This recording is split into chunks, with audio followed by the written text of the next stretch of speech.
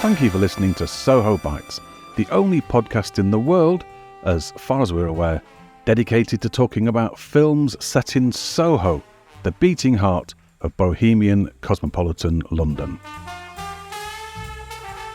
If you would like to support the show, you can do this in the form of a star rating or review at sohobitespodcast.com/review, or if you'd like to put a small amount of money where your mouth is, you can do that at sohobitespodcast.com/donate. Donations can be from as little as £3, which will buy, at London prices, about half a drink for one of our thirsty guests. You may hear some different URLs in the upcoming episode, but by far the easiest way is to follow one of those links. They are again sohobitespodcast.com/review and sohobitespodcast.com/donate. Thank you for your continued support and enjoy the episode.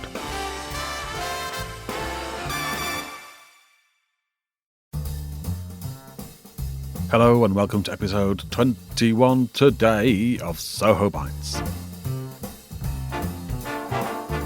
Soho Bites is the podcast in which we talk to people who love Soho and people who love film. My name is Dominic DeLargy and I am your host for another 40 minutes or so of waffly old stuff about Soho, the beating heart of cosmopolitan bohemian London and the films that are set there. This is something of a butchers-themed episode, and I don't mean I'm going to spend the time complaining about the loss of all those traditional Soho family businesses like butchers, bakers and violin makers. The butchers I'm talking about was one of the many, many companies based in Soho who serviced the film industry. Butchers Film Services, for that was their name, were based on Wardour Street. Where else? In the first half of the show, I'll be chatting to Dr. Laura Mayne from Hull University about their long history.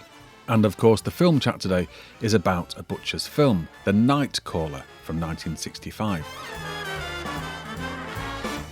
Something of an oddity, this film, perhaps the only Soho-based science fiction film, unless you know of others.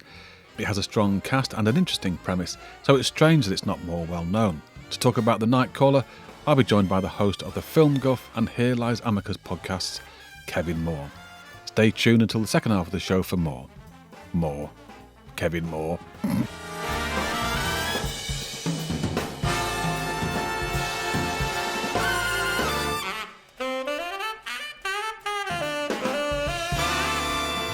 A few weeks ago, I bought some old photographs and a publicity leaflet for a film we're doing in the podcast quite soon called Something in the City from 1950. The film was produced by Butchers Film Services.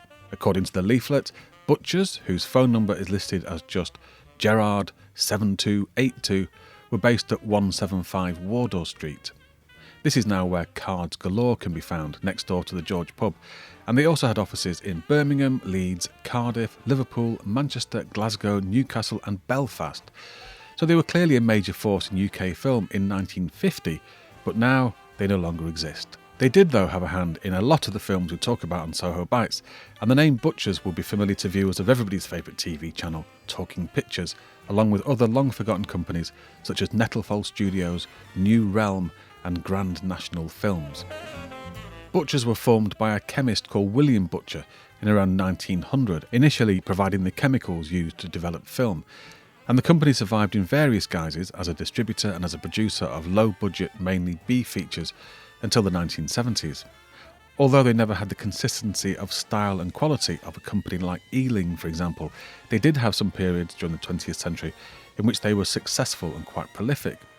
Between the wars, Butchers produced very popular, cheaply made comedies starring big music hall and variety stars of the day, such as Old Mother Riley and the double act Gert and Daisy. But if they had a heyday, it was after the Second World War when they made various successful film series, including one based on the BBC radio detective Paul Temple. To find out more about Butchers Film Services, I got in touch with Dr. Laura Mayne.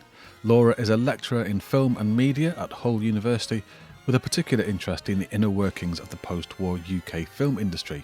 I asked her to tell me literally everything she knows about Butchers, this long-departed fixture of Wardour Street. It's a company about which very little information exists, aside from a couple of books which are pretty hard to get hold of. But Butchers actually began in the early 1900s. It began distributing films in 1910 and then moved into production in 1917. So it actually has a very, very long history in British cinema. And it was one of those companies which would have been involved with the sort of quota quickie films of the 1930s, those sort of very cheaply made, low-budget films that were made to satisfy the kind of law which required that a certain number of American studio-produced films had to be British. So it actually kind of ran for quite a long time. It had a partnership with a company called Nettlefold for a few years, and that sort of broke apart in the early 1950s, in 1953. Butchers actually kind of stopped doing stuff for a couple of years, and then in 1956 they came back as a distributor and producer. In this period, in the mid to late 50s, they were quite prolific because this was a period when sort of B films and second features and those sort of cheaply made sort of low budget crime films were really in demand. So this kind of was quite a good time for the B film. Why were they in demand? The double bill was still quite popular in this era, and you'd see kind of an A feature would be screened with a sort of B feature or a second feature. So we actually see kind of a lot of these second features produced every year. We're talking kind of a few dozen until by the early 1960s, for various reasons, they just disappear completely. In 63, there's maybe 40, 50 B features being produced every year in Britain. In 64, there's very little, and by 65, they're just gone because they just ceased to be kind of profitable and they stopped being made. And it was in 1964 that Butchers actually kind of finally folded. But it didn't really fold, but it stopped doing these films. It still distributed a few films throughout the 60s, but effectively, along with a lot of the other B companies in Britain, that was it. That kind of form of filmmaking just stopped being a thing. The film we're talking about in this programme after this is The Nightcaller from 1965, so it sounds like they distributed it in their dying days. Yeah, it certainly would have been, yeah. So they were more active in the sort of early 60s, but there were still a few films that they put out towards the end of the decade. The Nightcaller, I think it's also known as Blood Beast from Outer Space, so that was kind of 65. And they put out a film called Night After Night After Night as late as 69, so they were still kind of doing stuff, but it's more like the kinds of films that were Butcher's staple. They just weren't viable anymore as a product. Companies stopped doing them, and that's why Butcher's kind of catalogue just sharply declines along with the catalogues of other B producers in this decade. So who were their contemporaries? Did they have equivalents? Yeah, they did. The kind of high-end bit of the market for B films was the Edgar Wallace films, which were put out by, I think, on the ABC circuit, and they were produced by Jack Greenwood at Merton Park Studios. There was Independent Artists, which was also putting out B features of quite significant quality, actually. Again, those were more sort of the higher end of the market.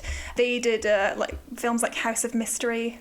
So those were kind of Butcher's contemporaries. They were kind of renters and distributors of more low-budget films. They reissued older films. Some of them bought films from the American market, B films, and cut them and kind of put them together to make feature films.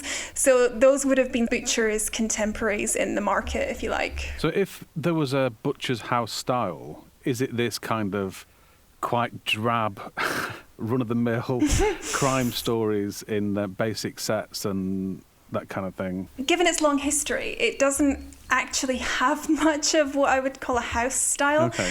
I mean, they did kind of do these types of films, but I'd say that the style of these films is more like to do with the mode of filmmaking in terms of what they were. They would be written by usually people who were quite established writers in British cinema, but kind of working at the level of second features. They would be kind of written quite quickly. They would be quite formulaic. Sometimes companies like Independent Artists actually just came up with a list of titles of films without having the films. They would just give the titles to the writers and say, write this, write it in a week, write it in a few weeks. And basically, if it was a company like Independent Artists, which also did A features, they'd actually use their studios, Beaconsfield Studios. They'd use leftover sets. So if they were filming a film and they had a few days between kind of shooting schedules, they'd say, can we get this movie out? Can we get it made? I did hear of one by the Danzigers. So that's another kind of contemporary of Butcher's distributors, would be the Danzigers or Danzigers. I'm not sure how to pronounce it. I heard they turned around productions in 10 days, which is pretty incredible. Right. So it's like the mode of production is, okay, written really quickly, written in a formulaic way. We're basically using what we have as cheaply as possible. If we can reuse props from other productions, all the better. If we've got technical hands sitting around in the studio who don't have anything to do, give them something to do. So that's kind of how these types of films were made. They're basically the successors to, or continuation of, the cheap quota quickies of the 30s. So overwhelmingly, they tend to be black and white crime films and crime thrillers. It's always struck me as quite weird that in the UK film industry, you have these studios on the outskirts of London, like Poundwood, Shepperton, Walton-on-Thames, and then all of the kind of post-production and all the kind of distribution offices, all those people, they're all based in Soho. Why Soho? Why not a little village of offices like in Hollywood? You know, a company will be all part of the same sort of campus. I've never quite known why it is that Soho is the centre of the film industry, and why a company like Butcher's, because they had offices in Belfast and Liverpool and Leeds, all these places. Why their headquarters in Soho? You know what? I don't know. You know what? I ask this to everybody and nobody knows why. I mean, the film industry still is really all based around kind of networking, and partly that's to do with location. So it's about who you know and the contacts that you have. And there's always been a kind of cluster, a Soho cluster of film companies. It's kind of partly to do with how the industry works in terms of knowing people, getting people to do stuff, like the informal nature of how productions come together, being able to get hold of equipment and facilities and stuff. So there's kind of like that location element of it is important. As for why it started or how it started, I can't tell you. I don't know. When I spoke to Adrian a few episodes ago about E.J. Fancy, who was a film producer and a distributor and a massive crook, it was a perfect place for him to be in because he was rubbing shoulders with gangsters and his kind of slightly sharp practices could go. It's the Wild West in a way. Soho. There's no kind of the police don't get involved because they're all paid off. I'm not suggesting that Butchers were a dodgy company, but I think the film industry does kind of cut corners and everything's so up to the wire. I think there is always an element of just like, if we can get away with it, and Soho is the place where you can get away with stuff. Yeah, definite sense of that, and especially among the sort of renters and distributors who were essentially just hustling a lot of the time. And if you're making such cheap productions anyway, like there's like kind of stories about people making films in Soho, hanging out the back of vans with cameras to get footage that they don't have permission to get, and it's kind of done on the fly, it's done off the cuff. The people who ran these companies, these producers, may also have had interests in a strip club or a theatre. They may have run sex shows. They may have used people in their shows, in their films. So there's a kind of link between the seedy underground nature of Soho and these kinds of films. Yeah. So that's quite an interesting thing to explore too. How would you set up as a distributor? Or, how would you get a toehold in the industry in Soho back in those days? What would usually happen was a distributor would kind of get the rights to distribute a film to a number of cinema chains, depending on kind of their contacts. So like Butcher's films might have been distributed to like a specific sort of smaller independent cinema chains around the country. It was quite a big deal to get your film on one of the major circuits. Like it was only a limited number of films would have gone to those major circuits, Rank and ABC, every year. So that was a huge deal, and you'd recoup a lot of money from that because, but otherwise you'd have to just make the money where you could. And would you get bundled up with another film? You say, tell you what, this is your package, it's The Sound of Music and Cover Girl Killer. Not that they would pair those two together, but would it be a kind of... no, definitely not. I get the impression when I read some stuff that cinemas would be forced to take films they didn't want to necessarily take. Distributors would be pushing out films because they had to do a certain number of this sort of type of film. Where did the power lie in the British film industry? I don't think it was with Butchers, was it? Because they went out of business. No. Power lay with the big two, Rank and ABC. And it lay with the American companies that set up shop in Britain, the bigger sort of American film companies and distributors. That kind of making exhibitors take stuff they don't want is a practice which is it came to the attention of, in Britain, the Monopolies Commission in 1966, because it's kind of quite shady. So basically you're a small cinema exhibitor and you want a film from one of the bigger companies, and you're saying, like, can I have this? And they're like, yeah, you can have this, but you also have to take a few films which aren't so great with the film that is really great, that you want, that you know is going to bring in an audience. So those other ones that maybe aren't so great, you show them with the main film. Second features didn't take box office. They were kind of sold for a fixed price.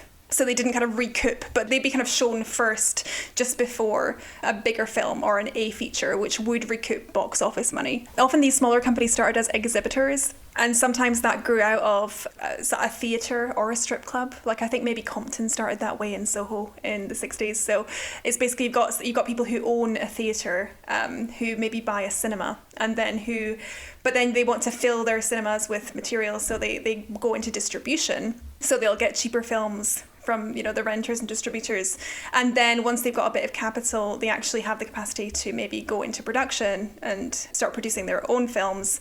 So there's a kind of like a link, like a moving up the steps, like you have premises, and then you kind of moving into distribution, and then maybe moving into production. So you kind of get a foothold, start a company that's a production and distributor that way. So Compton did that. And there are probably a couple of other companies that kind of did it that way as well. I can't remember off the top of my head. But that's quite an interesting, because the Soho place is quite important. Like the premises of Soho. It's a place of venues, isn't it? I mean, the West End in general has got lots of theatres, and yeah, it's interesting. I mean, I know that the first silent film producers set up on Wardour Street in like 1908 or something. I don't know if there's a kind of what do they call it, industrial inertia. When an industry is in a place, it's difficult to move away from there because it's just where it is. Maybe not inertia, maybe the opposite of inertia. Like you need to clusters need to kind of have an agglomeration of companies which then grow, and because it's kind of like a network thing. Like it's really convenient to be in the area, to know people in the area. A lot of productions and works and creative projects come together just from conversations that are quite informal among people who work and live in the same area, the same pub and stuff, having access to the same facilities. Yeah, it's like it really like is actually kind of part of how a sector grows. And London would be the place to be for that. So you wouldn't. The film industry didn't start in Hull or Manchester. It started in London and kind of grew from there. And it was for the longest time that metropolitan area was and still is just where a lot of the industry is based and where things happen. I know that hardly an episode of Soho Bites goes by when I don't say how much everybody loves Talking Pictures TV. But if you're a fan of Butcher's films, you've even more reason to love Talking Pictures, as Noel Cronin, co-founder of the channel, bought the rights to the entire back catalogue of Butcher's films some years ago. So, with any luck, we should continue to see these films on the telly and DVD when they might otherwise have been lost. Thank you to Dr. Laura Mayne of Hull University for meeting up with me on Zoom. Laura has just recently launched a podcast together with another former guest of the show, Dr. Adrian Smith of Sussex University, called Second Features. You can find links to this and to some information about her work on the show notes at sohobitespodcast.com.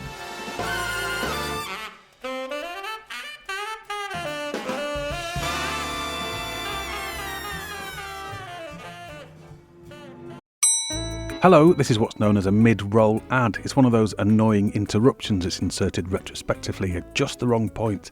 And the reason for it is that Soho Bites takes up hours of time every month, and I'm hoping you might be able to support the show. There are two ways you can do this. One is for free, and it's to leave the show a star rating or kind review. You can do that at sohobitespodcast.com/review. Or if you'd like to assist financially to help cover our costs, you can do that at sohobitespodcast.com/donate. Thank you very much. Apologies for the interruption, and back to the episode.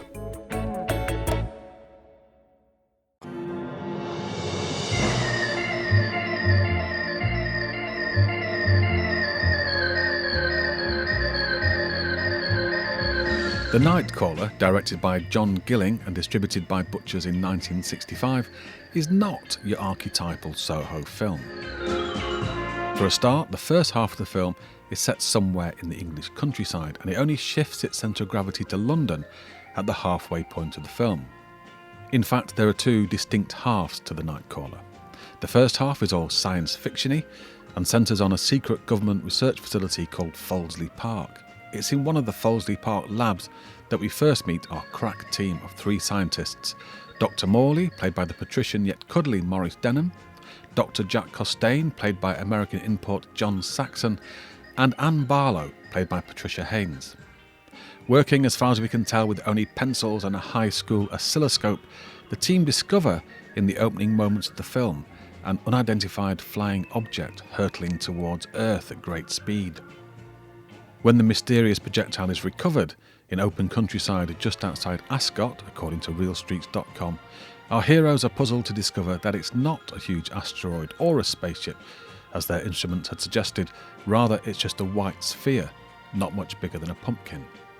After some funny goings-on and some extraterrestrial shenanigans, we wave goodbye to nearly every character we've met in the first half of the film and jump ahead 4 weeks, where we find ourselves in London's bustling West End. Here we meet a new cast of characters and soon learn that young women have been disappearing all over London, and that this is somehow connected to the strange events out at Fouldesley Park. Enter Detective Superintendent Hartley of Scotland Yard, a dedicated but world-weary copper, played in what is, for my money, the film's standout performance by Alfred Burke. Working with Dr. Jack Costain, the only character from the first half of the film to make much of an appearance in the second, they soon established that the missing women all have one thing in common. They were all aspiring models and had answered a classified ad in a magazine called Bikini Girl. If you've seen Cover Girl Killer, another 1960s Butchers films which we covered on episode 17 of Soho Bites, you may notice a similarity between the two films, which is that in both, victims are identified and captured through their association with a fictional, rather fruity, top-shelf magazine. We also learn, thanks to some diligent coppering, that the fiendish scheme is being run by an extremely tall, extremely mysterious man. His face is always obscured, and he's rented a suite of offices in Soho, but chooses to have his Bikini Girl applications sent to a mail receiving service based in a Soho mucky bookshop. But who, or maybe what, is this mysterious stranger?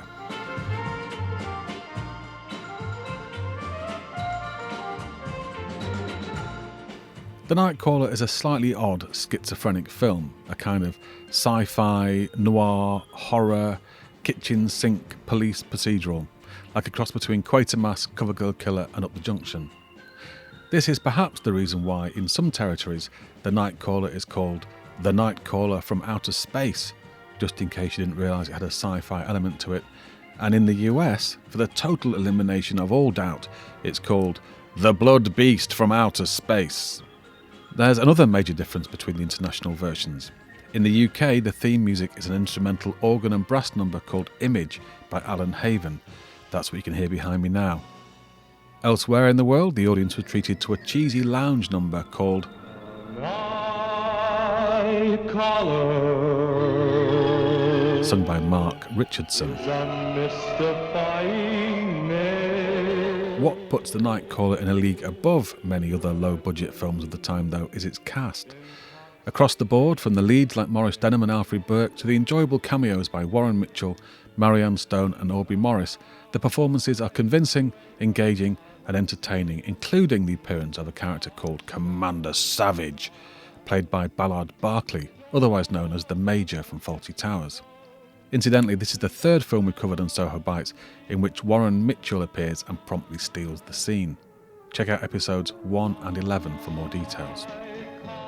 In 2011, a colourised version of the film was released. I don't know who was responsible for this, but it's only partially successful, with some scenes looking as though they've been coloured in by my 5-year-old with crayons.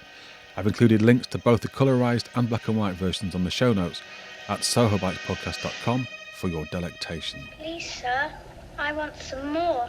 Of course you want more. You want Kevin more. Kev is a horror aficionado and produces 2 film-related podcasts, Film Guff, strapline, lowbrow talk about low-rent movies, and Here Lies Amicus, a show that explores the short history of Amicus Productions. I was quite pleased with myself to have come across a film that Kev didn't know, and I think he quite liked it. I spoke to him as usual, using the modern marvel that is the internet.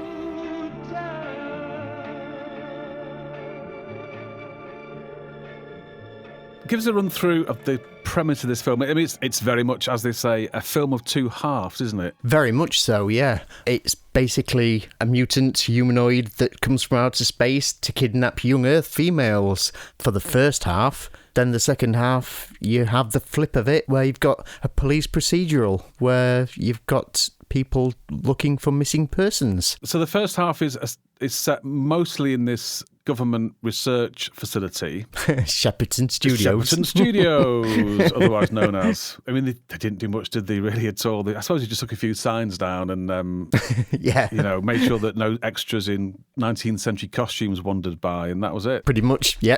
It's the bike sheds. We have our three heroes, who are a scientific team who look like... It's not the Avengers, it's not the Pretenders, it's not the... Oh, it's the Protectors. The Protectors. So, older, sort of wise gentleman, good-looking young stud, and his female equivalent. That's the template that it seems to be based on. Yeah, which is Maurice Denham, John Saxon and Patricia Haynes, which is quite a trio of talent right there. Absolutely, yeah. Let's talk about Maurice Denham later, because I absolutely love Maurice Denham. Yes. I didn't know much about the other two, to be honest. I recognised John Saxon. I'll fill the blanks in with John Saxon, but Patricia Haynes, I'm a bit of a blank with, apart from the Avengers, because she's actually the other woman that's played Emma Peel. Yeah, this is strange. I mean, not that I want to dive too far down this rabbit hole, but... no. When was this? You sent me a picture, was that... It was an episode called Who's Who? Her and, I'm trying to think of his name now. Richard Freddie Jones. Oh, no, Freddie Jones. Oh, okay, yeah. Right. Her and Freddie Jones were body swap criminals, and they swapped with Steed and Peel and went off and did all sorts of crazy nefarious schemes. Oh, I see. Right, okay. So Patricia Haynes for one episode is Emma Peel. Right, so she wasn't one of the canon Peels, as we call them in the business. No, in the biz. Yeah. She had a couple of interesting marriages. Yes, Michael Caine was one of them for a start off. Michael Caine and then Bernard Kay. Yes. That's a weird combination of husbands. I know. Well, she doesn't have a type. No, obviously not, no. So something has entered the airspace of the Earth, is heading for London, and then veers off, and our team of scientists go and get it and take it back to the lab, and strange things begin to occur, because we don't know what it is at the beginning, do we? No idea, have we? Well, they bring back this mysterious ball, don't they? Just park it up for the night. Maurice Denham decides there's time for tea, so he leaves them to it. John Saxon tries his best with Patricia, but gets nowhere. So yeah, that little bit of flirting is a bit ropey, isn't it? Yes, but at least he knows when to quit. Yeah. So they're kind of left with this ball. He decides to call it a night as well, because obviously he's getting nowhere. Patricia's left alone in a darkened room with this object while she's trying to type.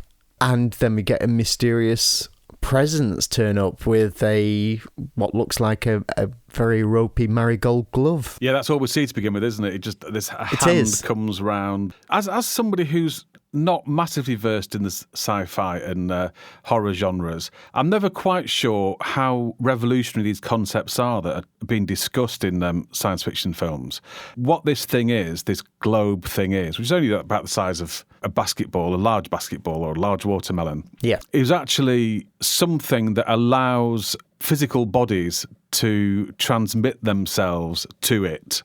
So it's not a spaceship as such, but it's like a portal to allow people or aliens to come in. That's it. You've got it. See? You've got it after about 8 watches of the film. Yeah. You're finally there. In black and white and colour and all sorts of things. All different versions. I now understand it. I do think it's a really clever idea, this, because not only is the idea of teleportation something that's ahead of its time anyway, this was before Star Trek started beaming people up, But the idea that you've actually sent this ball rather than a spaceship means that you've cut out the problem of special effects. You don't have to have a flying saucer or a spaceship of any kind.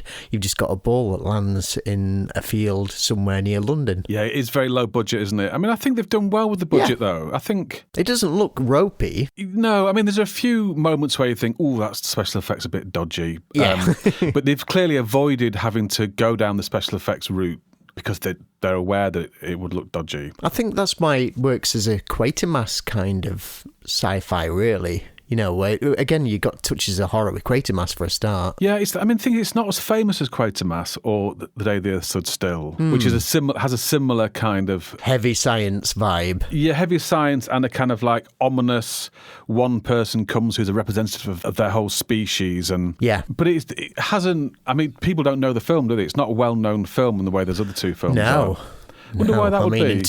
I don't know, because, I mean, this wasn't even on my radar until you mentioned it last year. And yet, when you look at the cast, you can't understand why it isn't more well-known. It's as if it just dropped off the face of the earth. Yeah, I mean, the cast, I think, is what elevates it. The performances, we'll get into performances in a bit, but the Maurice Denham is fantastic. I think Alfred Burke, who plays the chief copper, he's absolutely brilliant. Anyway, jumping ahead of ourselves. So our alien chap, whose name we don't know yet, because he does have a name, but we still don't know the name. Eventually. He escapes from this government research facility in a stolen, I think it's a Jaguar, isn't it? Yes, XJS, I think. And disappears off. And the next thing we know, we've gone 4 weeks ahead. We're in Trafalgar Square looking at a newspaper headline, and women have been going missing for the last 4 weeks. Yes, this was just after the departure of Maurice Denham, wasn't it? Our alien caller decided that he was going to dispatch him in a very unceremonious way. No. Help me.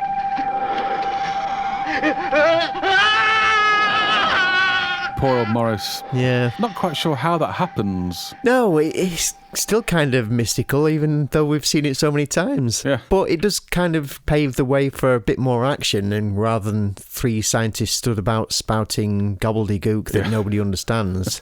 Well, as far as I can tell, it's an energy valve of complex and fantastic ingenuity. It's so complex, we can only theorize. It's quite beyond my knowledge. It works as a powerful oscillator on the bench circuits. It responds to stimuli throughout the electromagnetic spectrum. Throughout the spectrum. But how does it maintain equilibrium? Well, at the moment, I can only suggest that the selenium shell acts as a thermionic buffer. So we gather that these missing girls are something to do with the escape from the research facility, but we're not completely clear how that is established. No, I mean, we kind of skipped forward 4 weeks. We're told this by the newspaper headlines, you know, that it's 4 weeks since this alien landed on Earth, and why that's actually in the papers, I don't know. Well, I think John Saxon's character does say later when he's talking to the police, I had to go to the press with it. So I think he's blown the story. He's a very unprofessional scientist. In fact, he's not a very scientisty kind of scientist anyway, is he? No, he's too good looking. He's too smouldering to be a scientist. Absolutely, yes. I mean, let's face it, he's pretty much known for going off on flights of fancy already. The first time they actually go to the ball, he says that, it's been landed on Earth by something inhuman. And then, of course, the first time he talks to our copper, the first thing he says is, missing girls must be aliens. Yeah. Can't be some dodgy bloke just hanging around Soho then. No. Got to be aliens. That's the conclusion I'd jump to if I was a Absolutely, a scientist. Could you explain how these girls have been going missing? Because we discover bit by bit, don't we, over the course of the second half of the film. Through the small ads. Now, this is an odd leap anyway, because the time doesn't work here, because the alien has come down and managed to sort out an office in Soho. A big office, yeah, with sliding doors. Yeah, and to put adverts in Bikini Girl, or whatever it is, and get 200 responses. So you think, well, that's going to take a good few weeks anyway. Yeah, but having a phone line installed prior to 1980 took weeks. Yeah, you got no chance. No. He sets up this P.O. box anyway and gets girls to go in to do some glamour shots for Bikini Girl. One of the girls that disappears, there's a young chap that's decided to collect car registration numbers. So they actually track this to, shall we say his name? We could say his name, yeah. Shall we say his name? Yeah. Yeah, Medra. We can say the name because Medra is the title of the film in certain territories. It is, yes. Madra in Italy, El Tiro di Londra. I think I'll have to refer to Google Translate to find out what that means. Yeah.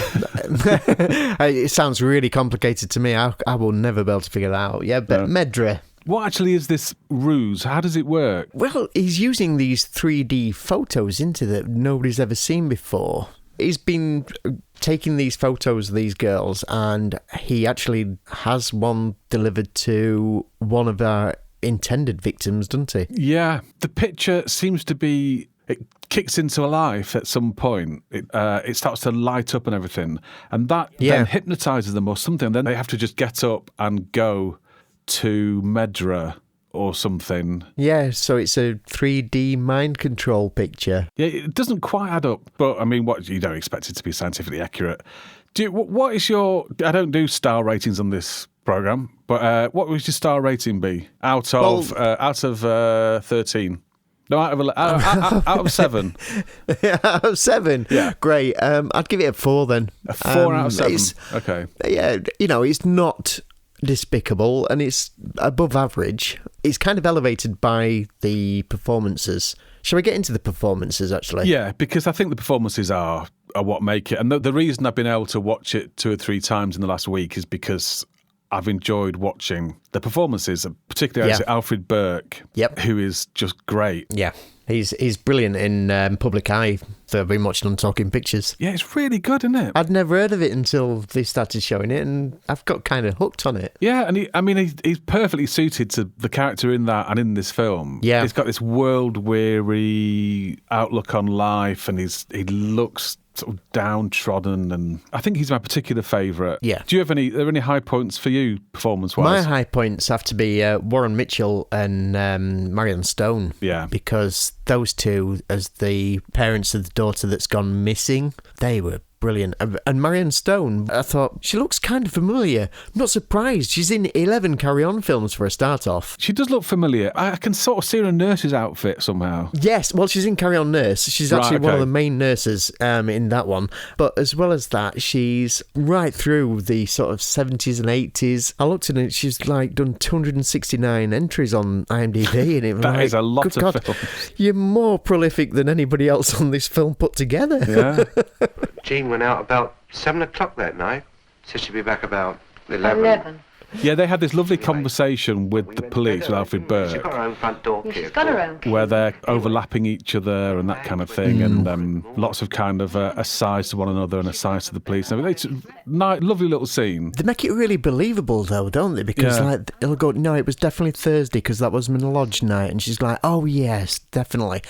And it really feels like these are real people. I wonder if they just said, tell you what, go away, here's a rough version of the script, you go away, work it out amongst yourselves, and they come up with this lovely little scene. And then it does a wibbly-wobbly into a flashback. Yeah. And the way it does that is really nice as well. The camera's very fluid throughout, I think. It's particularly in the second half. Yes. Lovely kind of handheld camera, and it goes, well, it was last Thursday, and there I was, and da-da-da-da. And then the camera sort of goes to the net curtains, the lights go down, almost in a sort of theatrical way, and then it zooms back out again, and she is by herself in the room, and they've gone back to the previous Thursday. Who is that?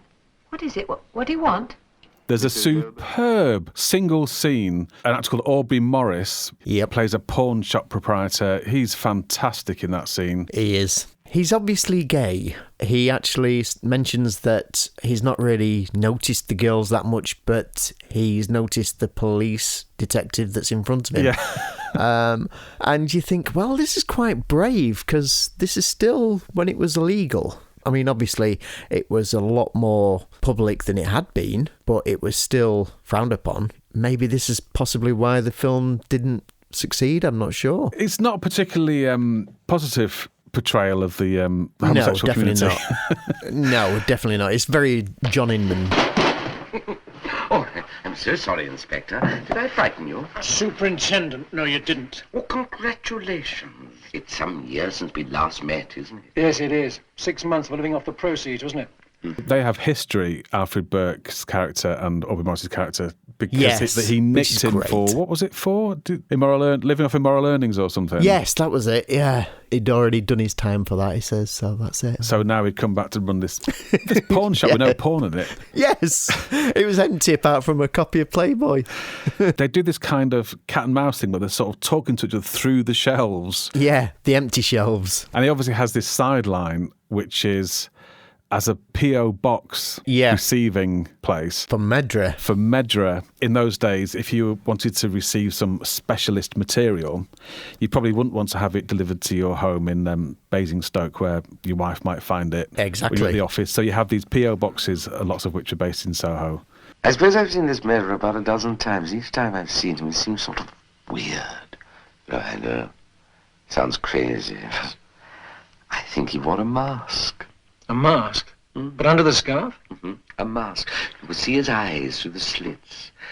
Aubrey Morris has a great line in it where he actually says, if you don't do business with peculiar people, you don't do business around here at all. In this part of the world. Yes. Like a snake. Which is great. And that really does get the measure of the character and his practices pretty much in one sentence. And the area. Oh, well, the idea of the area. Yeah. Magic seeing you again.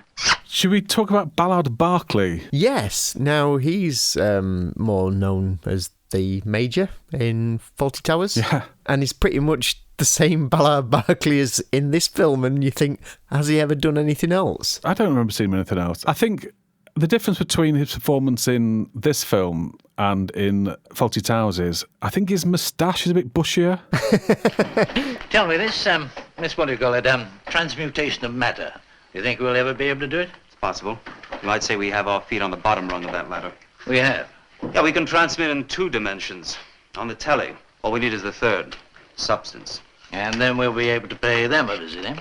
Would you like to be the first volunteer? No bloody fear. The John Saxon character, he's the thread that runs all the way through it. And he's that thing that used to happen quite a lot of getting an American star into British films. And he plays British as well, which is odd. Yes. It was really strange hearing him say telly. Yeah, he did say telly, didn't he? Yeah. But you said John Saxon he's a bit of a horror staple, isn't he? Absolutely, yeah. During the 50s, he was signed to Universal, and he was on a $225 a week retainer, and he had a pretty decent contract. And he was a heartthrob. He was a teen heartthrob. And they pretty much farmed him up against some of the greats, some of the big names. You know, he's played against Audrey Hepburn, he's played with Marlon Brando, and yet they really couldn't do much with him. Universal actually cancelled his contract in the end because they said that he looked too ethnic, because he's actually Italian-American. Okay. Which is why he then goes, fair enough, I wanted to do character stuff really anyway. Is this before or after Nightcrawler? Oh, this was well before. It was late 50s. It might have been early 60s, actually, because he was in 1962's The Girl Who Knew Too Much, which is Mario Bava's first giallo. He's gone over to Italy to do character pieces, because he's not only is he fluent in English, he's also fluent in Spanish and Italian.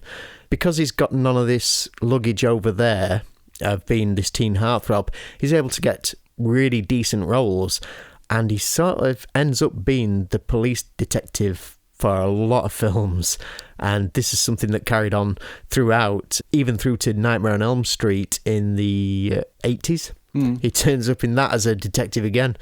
He's a name that's known to genre film. He does, I think possibly his biggest film is Enter the Dragon. Right. With Bruce Lee. Did he have that kind of genre cult edge to his image before he made this? By the time he got to this, yes, he'd started to get that genre cult thing, because his first 3 pictures in Italy were all pretty much solid cult picks, and he was doing some really decent roles in those. So you could see why they picked him for this, but I'm trying to find out why he ended up going from Italy to Britain, because there's one picture that he does for John Huston but that's back over in the States, and that's a few months before they started filming this. Right. So he's globetrotting all over the place. And then he goes back to Italy after this. It feels like it's not a particularly good vehicle for... He obviously has talent. Maybe he was just trying it. Maybe he was just giving it a shot. Yeah. You often have that. I mean, it still happens now.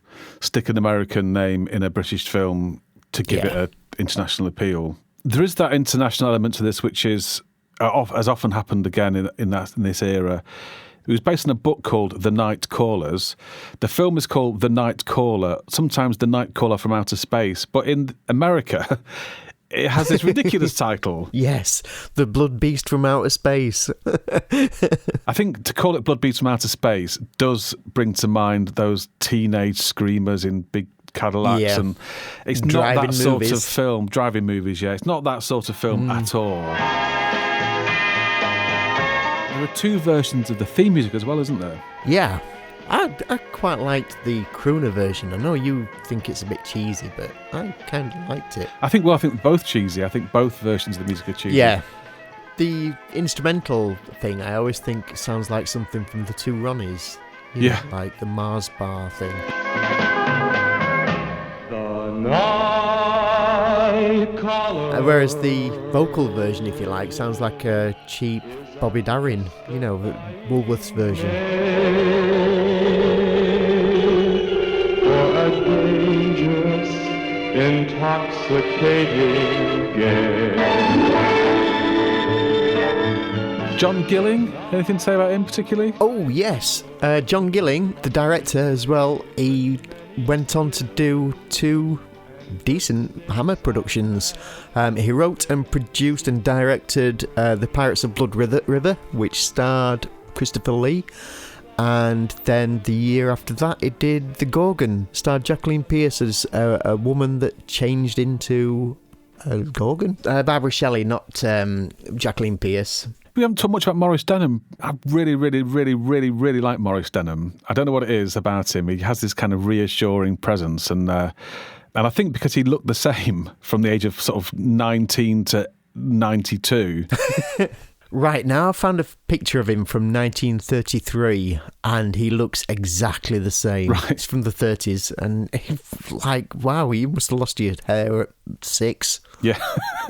I'm doing the Here Lies Amicus podcast. Maurice Denham actually appears in 2 episodes, one which I've recorded and one I've still to do. But he's in a spy film called Danger Route, where he plays a spy handler, and like you said, he's one of those actors you watch and he's just instant believability. So he's got this shorthand that really works.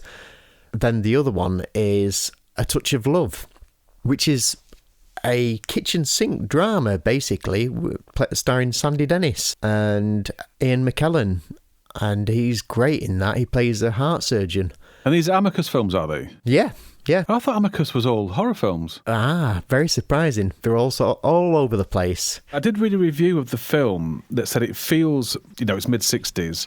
It feels more 50s than 60s. And it felt that to me in a way. The squaddies are all these kind of national servicemen in a way. You know what I mean? Yeah, very Carry-On Sergeant. Yeah, and not... I mean, it's difficult to tell looking back because it's over 60 years ago, but I wonder if it felt old-fashioned at the time. Probably because... I mean, that kind of sci-fi was pretty much dated by the mid-60s, We'd already had real wonderful Technicolor things for a start off. Yeah. The Americans had really got a hold of it. And this might have looked a bit parochial, to say the least, which is probably why it ended up with that insane title for the States, because that's probably the only way they could sell it. Yeah. Thank you, Kev, for taking time out to talk to me about The Night Caller. If you'd like to listen to either or both of Kev's podcasts, Film Guff and Here Lies Amicus, you can find links to them on the show notes at sohobytespodcast.com, where you will also find a wealth of other stuff. There's links there to Dr. Laura Mayne's work, including her podcast, Second Features, and I've also included links to The Night Caller in its entirety, both the black and white original and the 21st century colourised version. I spoil you people, I really do. As ever, you can tweet us with your comments and suggestions on @BytesSoho or email us at sohobytespodcast@gmail.com. And don't forget to subscribe and leave a review. Soho Bites is produced by me, Dom DeLargy, and is based on an original idea by Dr. Jing'an Young. You can follow Jingen and her new research project on Twitter on @CitiesInCinema. See you soon and bye for now.